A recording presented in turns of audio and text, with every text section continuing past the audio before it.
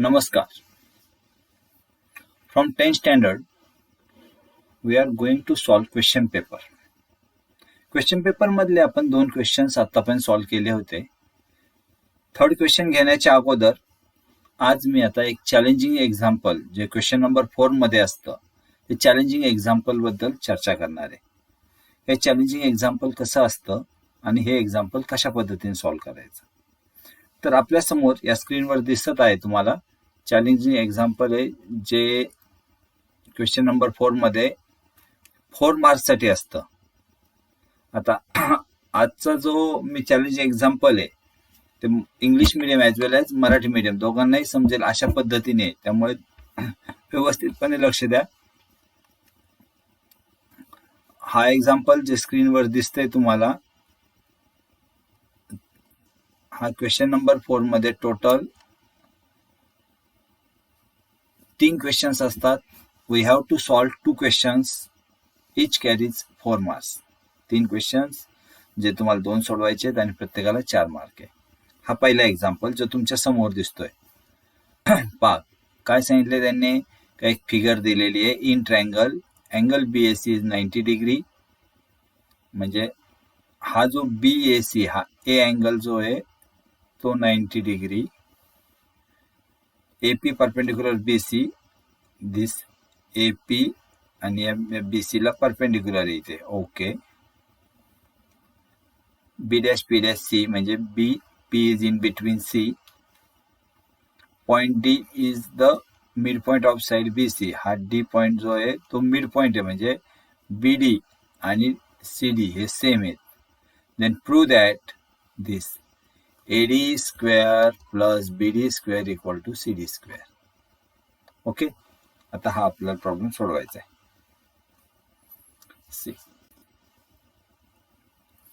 पुस्तकातला जो प्रॉब्लेम होता जो आता मी तुम्हाला एक्सप्लेन केला तो हा क्वेश्चन होता.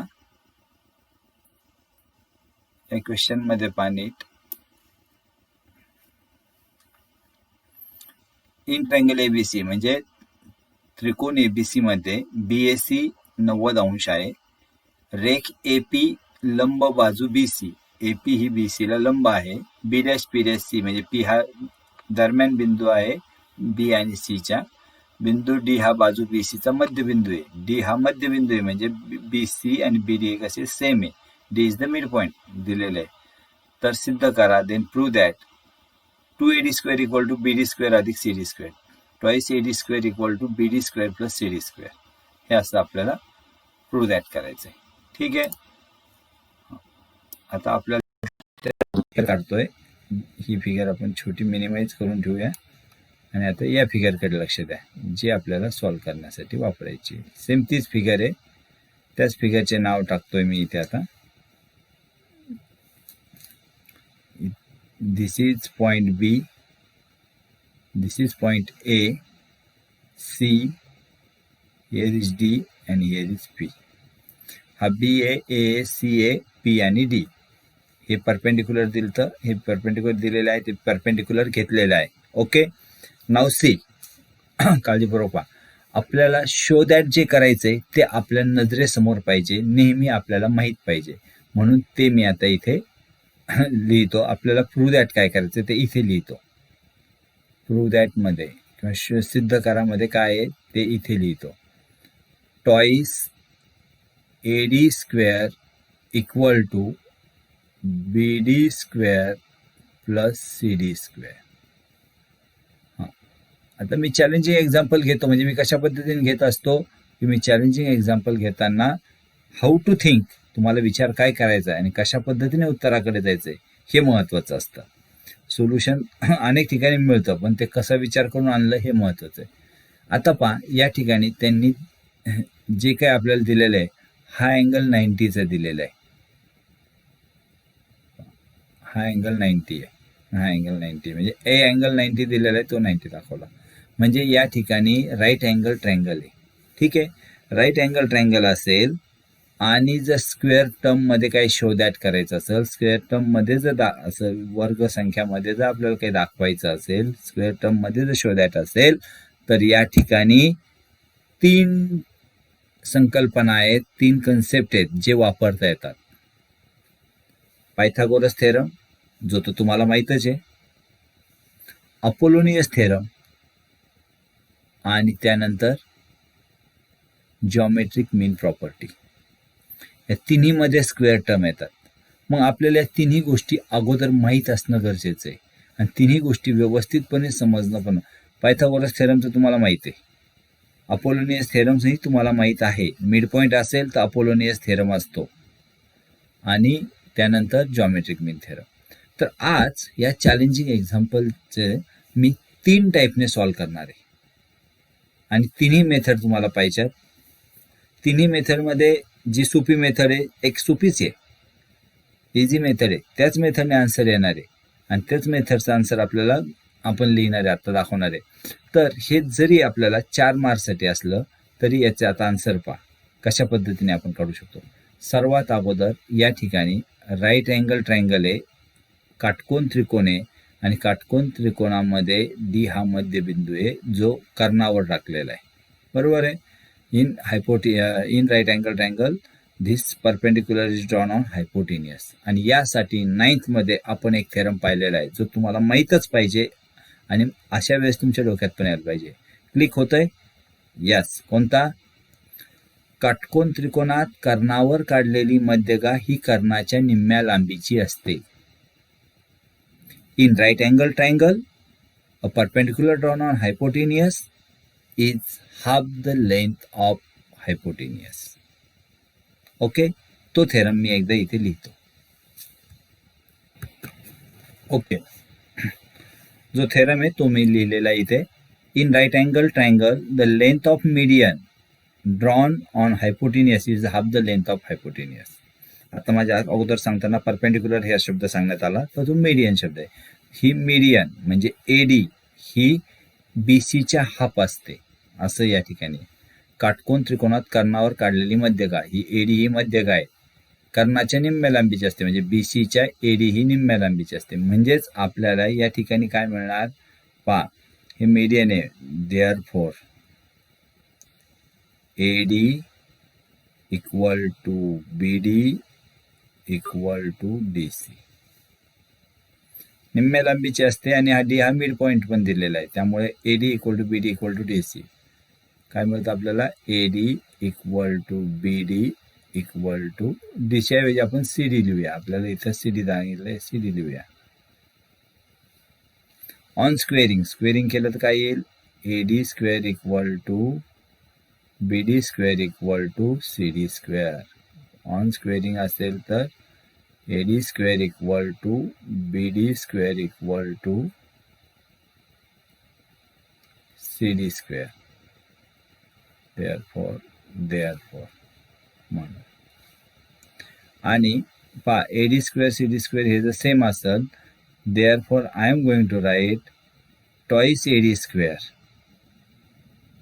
याला 2 ने मल्टिप्लाय करा सपोज, आणि किंवा यामध्ये AD स्क्वेअर मिळवा आणि यामध्ये CD स्क्वेअर मिळवा. BD square plus CD square हे असं आपण यावरून लिहू शकतो आणि आपलं प्रूफ लगेच आलं. इथे काय येणार? Twice AD square equal to BD square plus CD square. इथे आपला जे काही आहे प्रूफ ते लगेच आलं. आता यामध्ये पहा, आपण P हा पॉईंट कशाला वापरलाच नाही. ज्यांनी क्वेश्चन पेपर काढले असेल कदाचित त्यांनी दुसऱ्या मेथडने सोडवलं असेल, पण त्यांना हे लक्षातच नसून आलं. एवढ्या सोप्या पद्धतीने पण याचं प्रूफ येतं. पहा बरे, फक्त एक थेरम लिहिला आणि त्यानंतर आपण त्याचं प्रूफ 3 स्टेपमध्ये लिहिलं. एवढं सोपं स्टेप आहे आणि याला 101% 4 पैकी 4 मार्क पडणार, कारण हे तार्किक लॉजिकली एकदम राईट. ठीक आहे, हे याचं आन्सर झालं. पण तरी पण अशा टाईपचं उदाहरण दुसऱ्या प्रकारे काही थोडासा बदल करून येऊ शकतं, काही थोडंसं चेंज होऊन येऊ शकतं. तर अजून कोणता विचार करतो किंवा आणखीन सोल्युशन कोणते आहेत, याला आणखीन एक जे सोल्युशन आहे ते सांगतो. आता आपण मी काय वापरलं इथे वापरलेला कोणी होता, काटकोन त्रिकोणात कर्णावर काढलेली मध्यगा कर्णाच्या निम्म्या लांबीची असते. In right angle triangle length of median drawn on hypotenuse is half the length of hypotenuse. हा कन्सेप्ट वापरला, आन्सर लगेच आलं. आता यानंतर सोल्युशन 2 मध्ये मी अपोलोनियस थेरम वापरतो. आन्सर येणार आहे. तर आपण सोल्युशन 2 मध्ये अपोलोनियस थेरम कसा यूज करायचा ते पाहूया. See solution second, solution 2.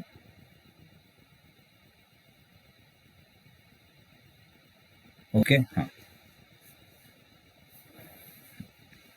As D is a midpoint by Apollonius theorem, you may directly write down in triangle ABC, D is midpoint, therefore by Apollonius theorem. हां, Apollonius theorem काय सांगतं आपल्याला? असं सांगतं का AB² plus AC² equal to twice AD² plus twice BD². Okay, हे Apollonius theorem सांगतं.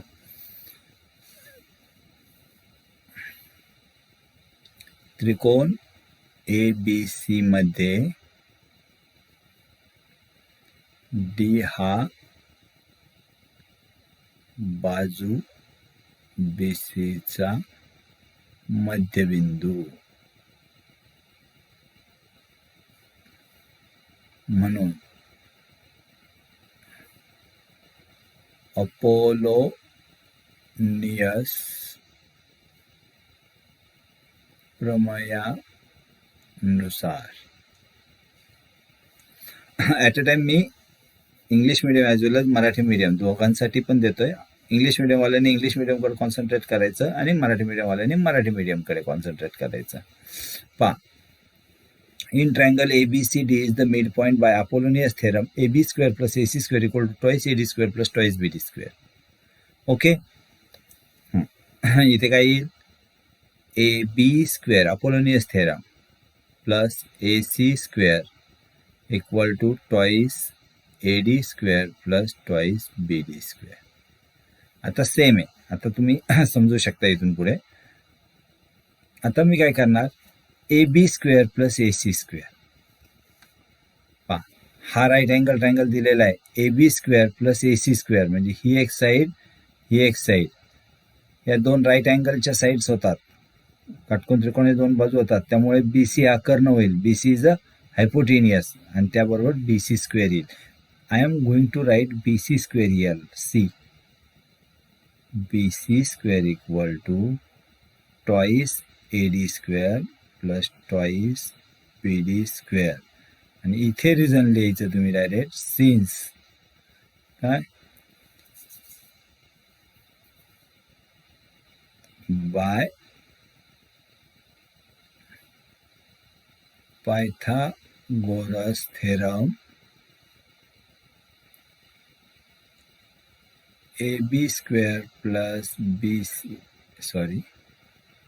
AB² plus AC² equal to BC². ही स्टेप येईल. Okay, second step BC² equal to twice AD² plus twice BD². Pythagoras प्रमेयानुसार. यामध्ये Apollonius theorem आणि Pythagoras theorem दोन्ही वापरलेला आहे. AB² plus AC² equal to BC². आता हा पॉईंट झाला. आता कॉन्सन्ट्रेट आपल्या याकडे करा. टॉइस AD इथे आहे ना, जे प्रूव्ह दॅट आहे त्यामध्ये टॉइस AD² आहे. यामध्ये पण टॉइस AD² आलेले आहे. BD² आहे, इथे BD² आहे आणि CD² आहे म्हणजे BC² नाही आहे. म्हणजे या आपल्याला आलेले यामध्ये हा BC² नको आहे आपल्याला, बरोबर ना? हा BC² नको आहे. याऐवजी CD पाहिजे. मग आपण त्याऐवजी CD कसं टाकता येईल ते पाहूया. म्हणजे तुमच्या लक्षात येईल का आपण कशा पद्धतीने पुढे जाता येईल. ठीक आहे. मग या बी सी स्क्वेअर ऐवजी मी याची व्हॅल्यू जी आहे ती मी B D plus C D असं लिहू शकतो की नाही. बी सीला लिहू शकतो मी, इथे लिहितोय B D plus C D bracket square, कारण मला इथे बी सी नकोच आहे, आपल्याला यामध्ये सी डी आहे, बी डी आहे, म्हणून मी B D plus C D bracket square लिहिलं. जी आर एच एस येते as usual A D square plus twice B D square. हे का लिहिलं? Since B dash D dash C. ठीक आहे, म्हणजे आपली पुढची स्टेप आली B D plus C D bracket square, bracket कंसाचा वर्ग आणि A D square plus twice B D square. Reason असेल याला B dash D dash C. ठीक आहे, पुढे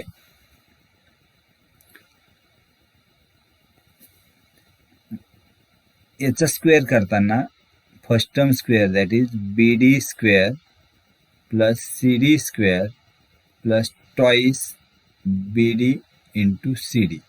ए plus B bracket square, A square plus B square plus twice A into B. त्या पद्धतीने इथे twice A D square plus twice B D square. याला reason लिहायची काही गरज नाही आहे. बी डीचा वर्ग सी डीचा वर्ग एचा वर्ग अधिक बीचा वर्ग अधिक 2 ए बी 2 बी डी आणि सी डी, आणि त्यानंतर twice A D square plus twice B D square.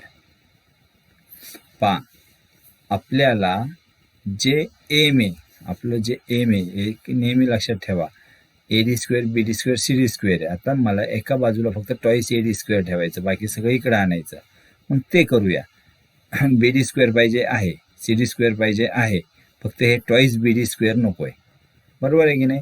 मग इथे मी ठेवतो B D square plus C D square plus twice B D, आणि या सी डी ऐवजी पुन्हा काय लिहितो? B D. या सी डी ऐवजी लिहिलं बी डी. का? कारण D is a mid point. Minus twice B D square which is equal to twice A D square. इथे काय लिहू शकतो आपण? कारण D is mid point of B C, आणि त्यानंतर इथे येईल B D square plus C D square plus twice B D square minus twice B. आलं आन्सर? यस, आन्सर आलेलं आहे. हे कॅन्सल झालं, हे कॅन्सल झालं, जे पाहिजे ते प्रूफ मिळालं. लक्षात आलं? या ठिकाणी काय केलं आहे?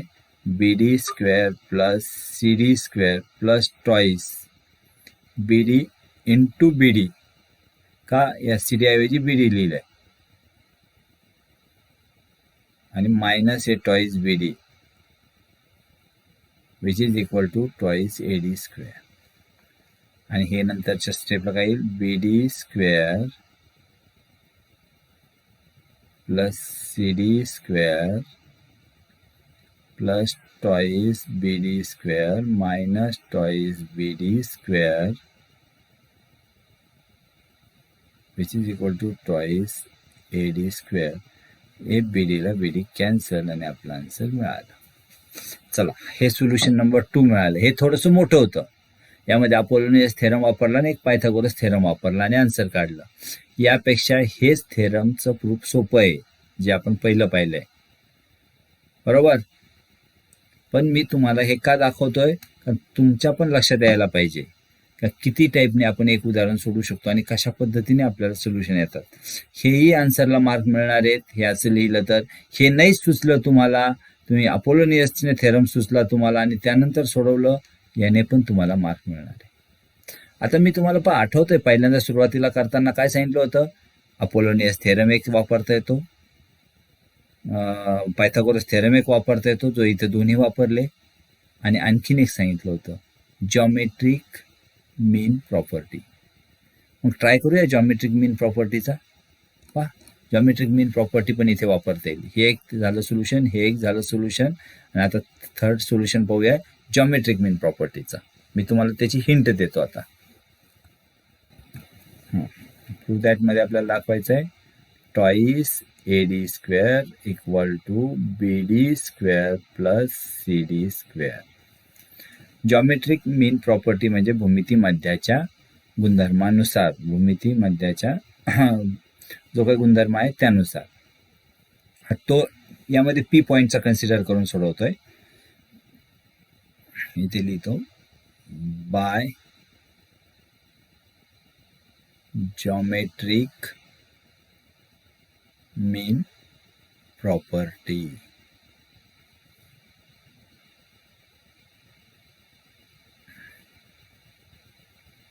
भूमिती मध्याच्या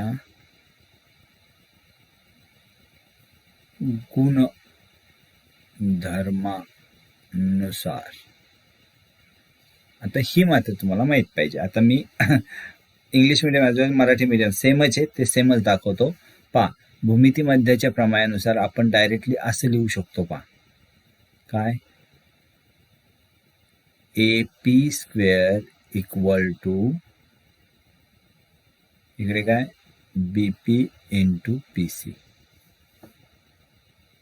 हे जॉमेट्रिक मीन प्रॉपर्टी सांगते, जॉमेट्रिक भूमिती मध्याचं प्रमेय सांगतं किंवा गुणधर्म सांगतो. ठीक आहे, आपलं एम काय आहे, AD पाहिजे, BD स्क्वेअर पाहिजे आणि CD स्क्वेअर पाहिजे, बरोबर आहे. आणि इथे ते AP स्क्वेअर आलंय, BP आलंय, इंटू PC आलंय, म्हणजे यामध्ये तर आपल्याला पाहिजे ते काहीच नाही आलं, पण येईल. कसं येईल पहा, हे AP स्क्वेअर आहे आणि हा राईट अँगल ट्रायंगल दिसतो ना तुम्हाला, APD हा जो राईट अँगल ट्रायंगल आहे, मी स्टार्ट करून दाखवला, या राईट अँगल ट्रायंगलमध्ये AP स्क्वेअर. पहा, मी याची हिंट देतोय, हे आता मी पूर्ण सोडवत नाहीये, ही हिंट आहे, म्हणजे एक दोन स्टेप तुम्हाला त्यामधल्या समजून घ्यायच्यात. तुम्ही काय लिहिणार अगोदर, मग by Pythagoras theorem AP square equal to काय येणार आहे, AD square minus PD square येईल ना. हा हायपोटिनियस आहे, त्यामधून ही साईड मायनस केल्यावर ही साईड राहील ना, मग ते लिहितो मी काय, पायथागोरस थेरमने AD square minus PD square.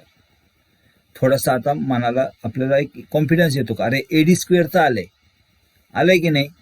ठीक आहे, आता इथे काय आहे, BP आहे. हे BP मी अशा पद्धतीने लिहितो, म्हणजे इथे काय लिहिणार पहा, BD मायनस PD लिहू शकतो, BD मायनस PD. आणि PC ला काय लिहितो मी, PC ला लिहितो CD प्लस PD असं लिहू शकतो, आहे नाही. याचं रिझनही तुम्हाला माहिती आहे, कारण B dash P dash D dash C असं, म्हणजे P आणि D याच्या इन बिटवीन आहे. आता पहा, मला इकडे AD स्क्वेअरच पाहिजे इथे फक्त, म्हणून मी AD स्क्वेअर आत्ता सध्याला नाही देत, पण आत्ता नंतरच्या स्टेपला घेतो. PD square which is equal to, या ठिकाणी काय आहे, BD minus PD, BD minus PD bracket in bracket, आणि मी इकडे पण लिहितो BD प्लस PD, कोणाचीही हरकत नसणार आहे. का, कारण D मिड पॉईंट आहे, बरोबर आहे ना. BD equal to CD mid point आहे, त्यामुळे आपण लिहू शकतो. आणि मग याबरोबर काय होईल, याबरोबर पाहायचं इथे पहा, AD square minus PD square which is equal to BD square minus PD square. असंच होईल की नाही, first term square minus second term square, PD स्क्वेअरला PD square cancel, AD square equal to BD square. ठीक आहे, ट्वाईसने 2 ने multiply करू, ट्वाईस AD स्क्वेअर ट्वाईस पाहिजे, ट्वाईस BD स्क्वेअर. पण BD स्क्वेअर म्हणजे काय, BD square plus BD square twice म्हणजे, आणि म्हणजेच BD square plus CD square. का? कारण काय? कारण आपल्याला BD आणि CD डीप मिड पॉईंट आहे, त्यामुळे BD इक्वल टू CD. या पद्धतीने सुद्धा भूमिती मध्याचं प्रमेय वापरूनही हा प्रॉब्लेम सॉल्व्ह होऊ शकतो. By using geometric mean property we can solve this one. First चॅप्टरमध्ये एकूण या महत्त्वाच्या 3 कन्सेप्ट आहे. पायथागोरस थेरममध्ये म्हणजे सेकंड चॅप्टरमध्ये या महत्त्वाच्या 3 कन्सेप्ट आहेत. Pythagoras theorem, Apollonius theorem and geometric mean property. या लॉकडाऊनमुळे अपोलोनियस थेरम तुम्हाला नाही आहे म्हणून हे प्रॉब्लेम येणार नाही असं वाटेल की नाही, जर ज्यांनी अपोलोनियस थेरमचा सोल्युशन पाहिलेला असेल तर. पण हे जॉमेट्रिक मीन थेरमने पण सॉल्व्ह होतं आणि हे फक्त या ठिकाणी 9च्या पण एका थेरम 9मध्ये पाहिलेला हा थेरम आहे त्याने पण सॉल्व्ह होतं. म्हणजे जो चॅलेंजिंग क्वेश्चन असतो तो आपल्याला विचार करावा लागणार आहे का कोणत्या पद्धतीने ही टाकला त्यांनी जर विचार केलेला असेल का हा झालेल्या सिलेबसवर आहे तरीही तो सोडवता यायला पाहिजे. ठीक आहे. एक प्रॉब्लेम एक चॅलेंजिंग एक्झाम्पल नोव्हेंबर 20 मधलं आहे ते घेतलं, त्याचे मी 3 प्रूफ दिले. आणखीनही तुम्हाला कुठे सोपे प्रूफ सापडत असतील पण सर्वात सोपा आणि हा पहिला प्रूफ आहे आणि हाच प्रूफ व्यवस्थित पण लक्षात ठेवा, व्यवस्थित समजून घ्या आणि अशा प्रकारे इझिएस्ट प्रूफ कशा पद्धतीने काढता येतील त्याच्या मागे लागा. मी यानंतर 10वीच्या ॲज युजल 2 दिवसानंतर एक अशा पद्धतीने डेली 2 एक्झाम्पल अशा पद्धतीने तुम्हाला सोडून दाखवणार आहे. दोन्ही एक्झाम्पलच्या एक एक्झाम्पल काय बोलतो ना, एखादी मेथड जी आहे इझिएस्ट मेथड ती व्यवस्थित सांगणार, त्यानंतर 2 जे आहेत त्यांचे हिंट देईल जेणेकरून आपला टायमिंग पण यामध्ये बसायला पाहिजे. आणि अशा प्रकारे आता आपण इथून पुढे चॅलेंजिंग प्रॉब्लेम एकामागे एक पाहणार आहे. Not only for geometry, also for अल्जेब्राचे पण पाहणार आहे, गणिताचे पण पाहणार आहे. आणि हे मी कंबाईनली अशाच पद्धतीने घेईल, इंग्लिश आणि मराठी दोन्ही पण बोलतोय मी, त्यामुळे तुम्हालाही ते व्यवस्थितपणे लक्षात येईल. आता माझे असे हे प्रॉब्लेम जे आहेत, मी असे जे सोल्युशन देतो हे तुम्हाला समजण्यासाठी तुम्हाला फक्त काय करायचं असतं, या चॅनलला सबस्क्राईब करायचं आणि बेल आयकॉनला क्लिक करायचं, जेणेकरून मी टाकलेली लिंक जरी तुम्हाला व्हॉट्सअपला मी टाकू शकलो नाही, एखाद्यांना भेटली नाही, तरी तुम्ही डायरेक्टली माझ्या यूट्यूबची तुम्हाला नोटिफिकेशन येईल आणि तुम्ही मी टाकलेला जो काही लिंक असेल, जो काही व्हिडिओ असेल तो डायरेक्टली पाहू शकता. ठीक आहे, सर्वांना समजलंच असेल. नाही तर हा व्हिडिओ पॉज करा, पुन्हा पहा, पुन्हा पॉज करा, पुन्हा एकदा पहा, अशा पद्धतीने पहा, नंतर स्वतः मनाने सोडून पहा. लिखाणाचीही प्रॅक्टिस ठेवा. ठीक आहे, आपण अशाच सोप्या तुमच्यासमोर येत राहील. आज आपण थांबूया.